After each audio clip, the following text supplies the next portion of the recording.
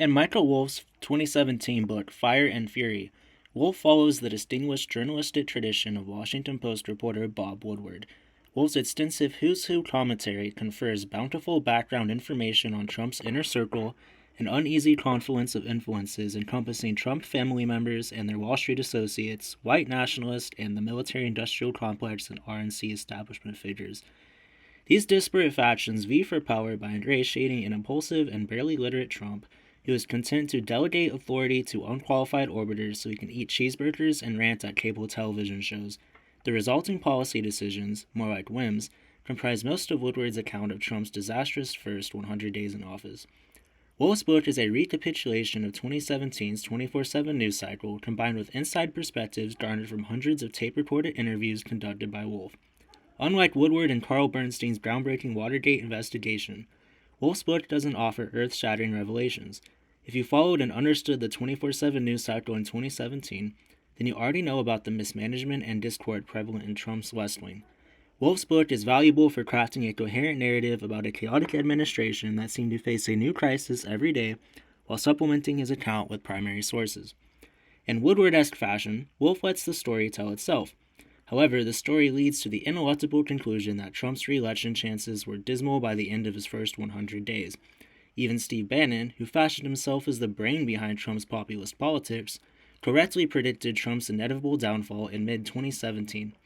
Trump's Nixonian decision to fire James Comey and his subsequent admission the firing was designed to stymie the Russia investigation assured that Deputy Attorney General Rod Rosenstein would appoint Mueller as special prosecutor. The resulting investigation and multiple arrests mired any attempt to generate much desired positive coverage for Trump.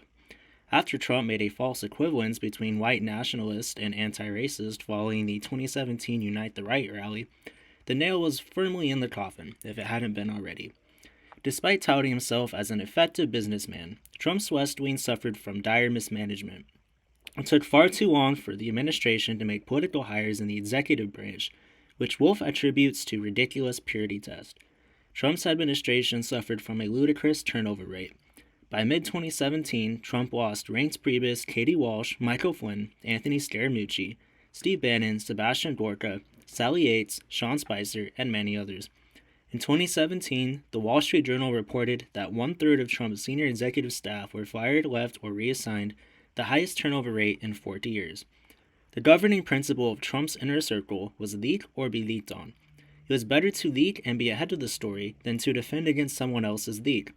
Paranoia and infighting ensued as hypocritical accusations of leaking were lobbed left and right.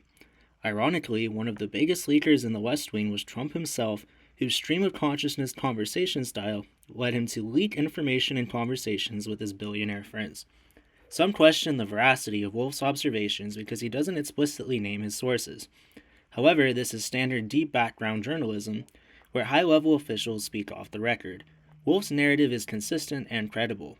When Trump fired Bannon for comments reported in Fire and Fury, the then-president inadvertently led credibility to Wolff's story, not to mention that Wolff himself was invited to the White House to write this book. Wolff's book demonstrates the danger of fiery populism. While Trump lured enough people with his showmanship and personality to get elected, the novelty quickly wore off as he faced the task of being president, a task he was both unwilling and unprepared to execute effectively. I give this book 3.5 stars out of 5.